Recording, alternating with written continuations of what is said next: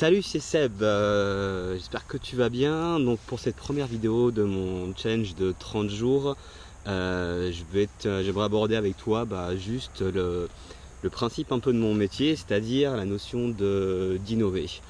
En fait, pour moi, innover, c'est hyper simple dans la manière de l'interpréter, c'est juste penser et faire les choses de manière différente.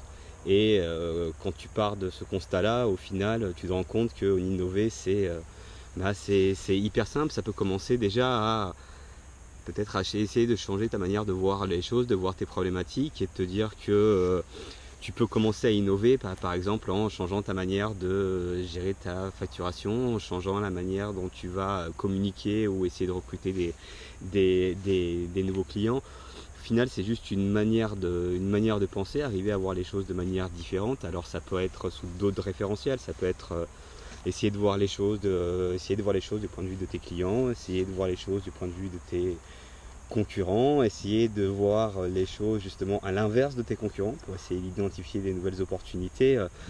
Alors en fait, avoir des idées, c'est pas quelque chose de si compliqué en fait. C'est pas ça le plus compliqué dans l'innovation. Je pense que le plus compliqué dans l'innovation, c'est surtout d'arriver à transformer son idée en projet viable, ou en tout cas arriver à transformer une idée en quelque chose de tangible, de concret. C'est aussi justement dans la définition que moi j'accorde au mot design, au sens vraiment anglais du terme.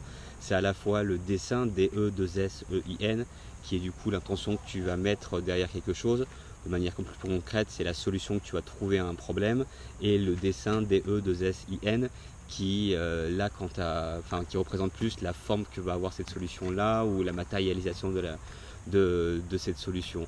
Et donc au final, designer quelque chose, on pourrait essayer de voir ça comme résoudre un problème. Alors je vais te mettre en lien là sur la description de la vidéo, et ça sera aussi du coup sur l'article dans un article sur le blog de Cine, des ressources, notamment une petite vidéo sur ce qu'on appelle le design thinking, et qui est complètement lié justement à l'innovation, qui est une manière justement de résoudre des problèmes. J'aurais pu t'en parler, mais le problème c'est qu'aujourd'hui je suis pas assez performant, et j'ai besoin encore de me challenger pour pouvoir justement t'expliquer de manière concrète ce qu'est le design thinking. Mais c'est vraiment une notion que je pense qui devrait t'intéresser, qui va te permettre encore une fois de suivre les prochaines vidéos et déjà d'apprendre un nouveau concept. Et encore une fois, peut-être que tu peux essayer dès maintenant ou dès demain ou même dès la fin de cette vidéo de commencer à essayer de regarder les choses de manière différente. Essayer juste de changer ta manière de voir les choses, d'essayer de changer ta grille de lecture.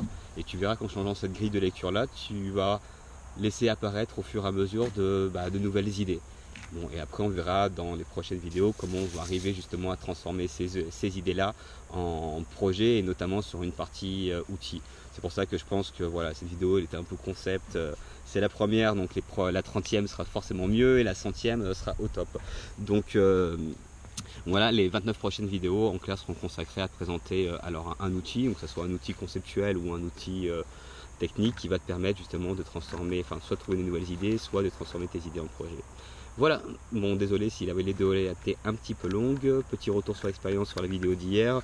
Il y avait des problèmes au niveau du son, ça grésillait, ça devrait être réglé sur cette vidéo là. Je vais passer par Final Cut pour pouvoir réduire le son. Et la première vidéo était un peu, j'avais bien structuré ce que je voulais dire, j'avais quasiment même appris par cœur, et je me suis rendu compte que ça faisait vraiment discours d'un politique un peu flingué. C'est pas du tout l'énergie que j'ai envie de mettre dans cette vidéo là. Donc à terme, voilà, dans les prochaines, je vais essayer juste de structurer, d'avoir un plan qui soit plus synthétique et me laisser plus de place à l'improvisation. Voilà, allez, à très vite, bonne soirée, à demain, salut.